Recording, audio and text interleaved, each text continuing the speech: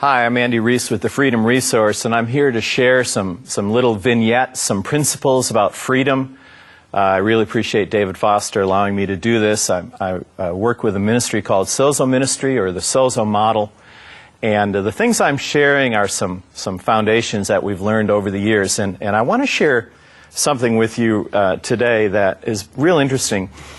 A lot of scriptures seem kind of normal until you really think about them. And here's one that really throws me. In Mark 1 it says, "And Jesus was preaching in their synagogues and casting out demons."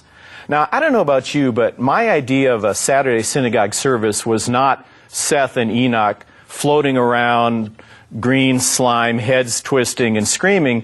It's just guys reading scripture. It's just normal people, just like us. And yet, there was an enemy who in some way controlled some of them, who in some way influenced them.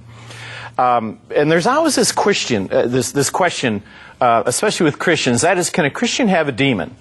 Well, as my friend Chris Valadin says, sure, but why would they want one? Well, really, the Bible talks a lot about demons and Christians. It talks about them as hidden enemies, and we have hidden enemies. Let me give you an example. There's a scripture that all of us are familiar with that says, "Be angry, but do not sin." Ephesians 4, "Don't let the sun go down on your anger." And what's next? "Don't give the devil an opportunity." Now, that word opportunity is the Greek word topos, which means ground. That is, I've given ground to the devil. Now, what does somebody's life look like who has let the sun go down on their anger? Every night for 20 years since their father abused them. Well, they would have given lots of ground to the devil. There's places in their life, there's landing strips, there's easements that they've given up, and they don't have full control there. Or here's another one. Paul in 2 Corinthians 11 says, "I'm afraid lest as a serpent deceived Eve by his craftiness, your minds should be led astray from the simplicity and purity of devotion to Christ." And then he goes on and talks about people who have this complicated, hyper-spiritual religion.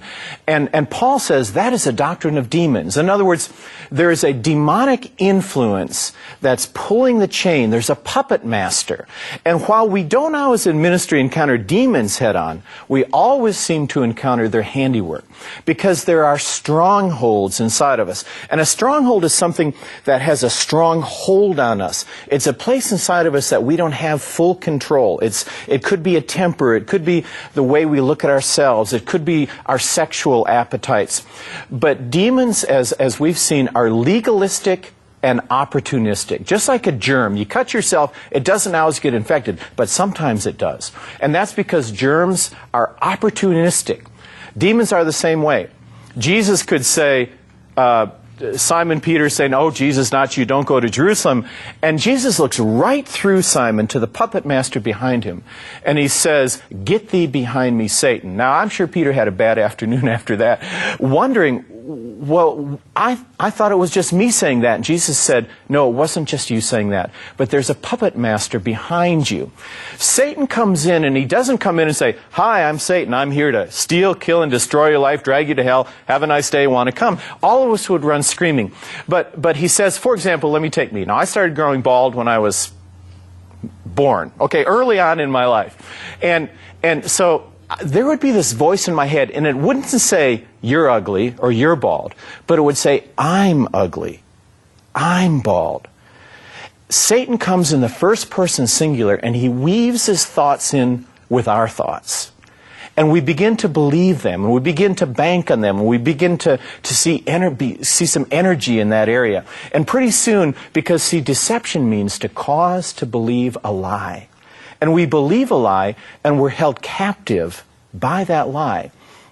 Demons come to attack, pervert human personality, attitude, emotions, minds, thought patterns, physical appetites, and drives. They lodge in parts of our personality. I'm reading now this list because I want to get it right. They entice, harass, torture, torment, compel, enslave, defile, deceive, manipulate, dominate, accuse, tempt, cause sickness and infirmity, intimidate, and help cause addictions. That's a whole lot of stuff. A lot of people are held captive. I don't know very many Christians who haven't been susceptible to demonic influence in their life. We're going to talk more about this, but I want to tell you the good news.